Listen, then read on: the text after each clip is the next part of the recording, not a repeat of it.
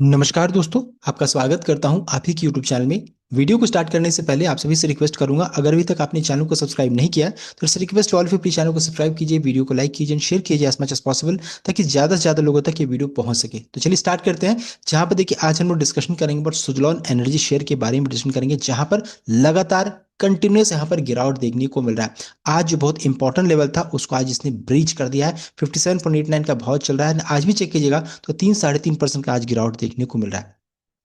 यहाँ पर अगर चेक करिएगा तो 11 महीने में ये स्टॉक 35% गिर चुका है। एंड निवेशकों का देखिए अच्छा खासा नुकसान यहाँ पर देखने को मिला, 40,000 करोड़ का यहाँ पर नुकसान हुआ है। यहाँ पर अगर पूरे इन्वेस्टर्स का चेक कीजिएगा तो 35% स्टॉक क्रैश कर चुका है। एंड क्या अभी और इसमें गिरावट हो सकती है, किस कारण से गिरावट हो रही है, इन सभी चीज़ों को इस वीडियो में डिस्कस करेंगे, इंपॉर्टेंट लेवल को चेक किया जाएगा। तो चलिए स्टार्ट करते हैं। यहाँ पर देखिए सबसे पहला गिरावट के पीछे रीजन है वो कंपनी का रिजल्ट। रिजल्ट जो रहता है यहाँ पर म्यूटेड रिजल्ट यहाँ पर देखने को मिला है, ये सबसे पहला रीजन बन रहा है। अगर रिजल्ट को चेक करेंगे तो ईयरली बेसिस में कंपनी का सेल्स तो बढ़ा है, देख सकते हैं 2022 से बढ़कर के 3132 हुआ, लेकिन क्वार्टरली बेसिस में 3790 से घट करके 3132 हुआ, देख सकते हैं। तो क्वार्टरली बेसिस में सेल्स में गिरावट हुआ।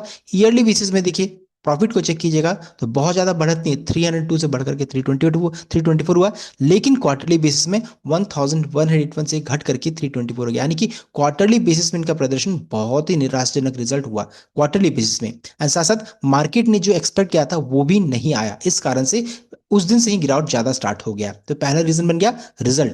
दूसरा रीजन बना कि जिस दिन रिजल्ट अनाउंस हुआ साथ ही साथ सीएफओ का एग्जिट को लेकर के यहाँ पर अपडेट आया कि उन्होंने रिजाइन कर दिया। तो जिनके देखिए लॉयल इन्वेस्टर्स जो रहता है, मोस्ट लॉयल इन्वेस्टर जो बहुत लंबे समय से इस कंपनी में थे, वो उनका एग्जिट होना थोड़ा सा यहाँ पर एक देखिए प्रॉब्लम को यहाँ पर क्रिएट कर रहा है। एम्पलीफाई जो डर है ना उस माहौल को क्रिएट कर रहा है कि क्यों जा रहे हैं, क्या जा रहे हैं, कुछ लीगल प्रॉब्लम तो नहीं ना। तो ऐसे से बहुत सारे प्रॉब्लम्स आ रहे हैं ऐसे जो सुनने को मिल रहा है। तो ये सीएफओ का एग्जिट होना दूसरा बहुत बड़ा रीजन बना है। तीसरा बहुत बड़ा रीजन बना है कि देखिए अभी अगर चेक कीजिएगा तो 13 अगस्त को कंपनी की तरफ से अपडेट आया। यहाँ पर एक अनाउंसमेंट हुआ था, न्यूज चल रही थी मार्केट में, जहां पर बताया जा रहा है कि टाटा पावर से सुजलॉन को 6,000 करोड़ का डील मिला है for 700 megawatt wind project in Andhra. बाद में इसके बाद फिर कंपनी ने उसको लेकर के क्लैरिफिकेशन दिया कि ऐसा कुछ भी नहीं है and there is no information event that could would require disclosure. So we used to clarify that at this juncture there is no information, तो कोई इन्फॉर्मेशन कंपनी के पास नहीं है, बस एक ये रूमर है ऐसा देखने को मिला। तो इस कारण से भी देखिए एक ब्रेकडाउन देखने को मिल गया। एंड तो तीन रीजन हम लोगों ने चेक कर लिया।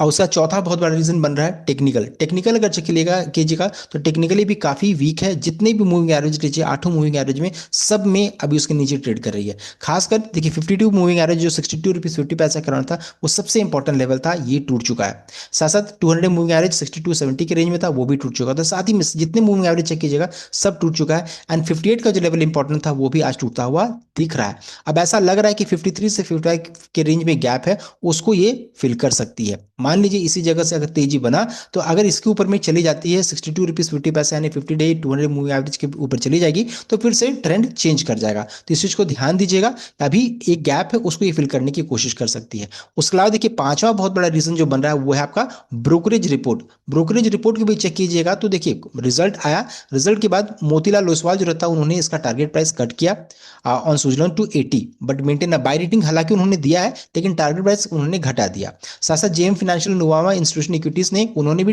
टारगेट प्राइस को ट्रिम किया यानी घटाया। जेएम फाइनेंशियल का नया टारगेट जो रहता है 78 है, पहले 81 का था।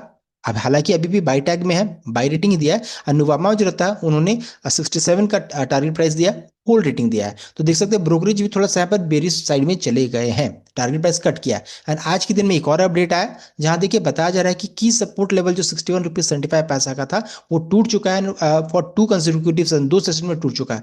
कंफर्म कर रहा है कि ब्रेकडाउन ऑलरेडी हो चुका है, बिकॉज 2 सेशन से उसको क्रॉस करने की कोशिश किया वहीं से ब्रेकडाउन स्टार्ट हो रहा है। तो triggering a fresh bearish momentum, the stock is now under pressure and appears to be heading towards a closing the unfilled gap। तो यहाँ पर जो गैप है इस गैप को फिल करने की कोशिश कर सकती है, which will act as immediate downside target। तो ये टारगेट अब निकल कर आ रहा है 55 से 53 के रेंज में निकल कर आ रहा है। ये भी अगर आ तो फिर 50 तक का भी लेवल आपको देखने को मिल सकता है।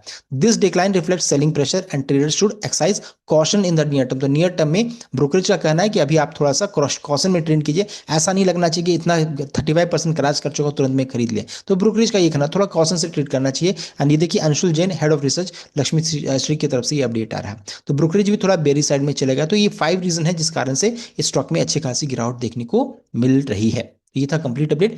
आई होप आपको लाइक कीजिएगा, शेयर कीजिएगा, चैनल को सब्सक्राइब कीजिएगा। Thank you.